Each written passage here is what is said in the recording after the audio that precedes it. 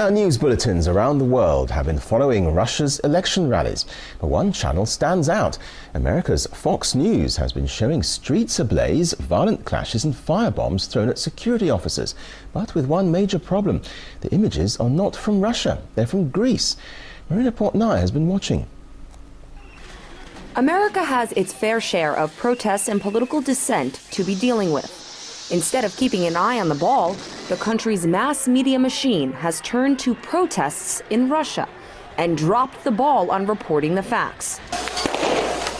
Thousands of protesters have gathered in Moscow, lashing out against Prime Minister Vladimir Putin and his ruling United Russia Party. The only problem is that this video is not from Russia.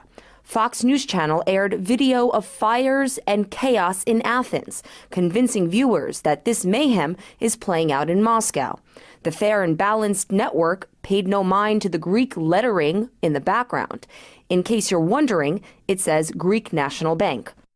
What matters is that this is what Moscow protests have looked like. It's not surprising whatsoever that at the moment that there would be any kind of protest, no matter how small it be in Russia, against the Russian government, that it would be greatly exaggerated in media and used by the U.S. government as well as a way to try to somehow push for change in Russia that would be more favorable to U.S. interests. Journalist and author Eva Gollinger believes mass media is Washington's most valuable weapon in encouraging revolt elsewhere, under the mantle of spreading democracy, such as the so-called Orange Revolution in Ukraine or Rose Revolution in Georgia.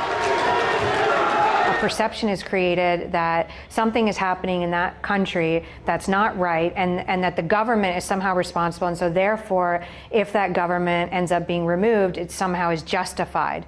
That you know, the media has played a key role in creating a justification for regime change. Similar anti-government demonstrators have been reported in at least 50 other cities in Russia. U.S. leaders have leveled harsh criticism against Russia in the aftermath of Sunday's parliamentary election. And critics say its free press has worked to reinforce the narrative. The media tends to march in lockstep with the government. It tends to take its cues from the government. It tends to, mobilize its resources to showcase what the government says is true, even when later it turns out not to be true. As was the case in this erroneous CNN report. Well, in eastern Russia, more than 3,000 people protested against proposed changes to the country's time zones. The video shown by CNN is not of protesters, but rather of soccer fans rioting in Moscow over the killing of a fellow supporter. The problem is that we showed the wrong pictures. Only after the error was repeatedly noticed, CNN owned up to its mistake. We do apologize for the error and are grateful to the many Russian viewers who have pointed it out to us. The sloppiness of it all is reflecting, the lack of awareness of the journalists themselves. Many of them are completely uninformed about the world. They have opinions that have no factual basis to them, but it doesn't stop them because it's what looks good that matters more than what really is true. The truth is that America has its own social, economic, and political challenges to be dealing with. And while Washington works on getting its own house in order, powerful mass media outlets can work on getting their facts straight.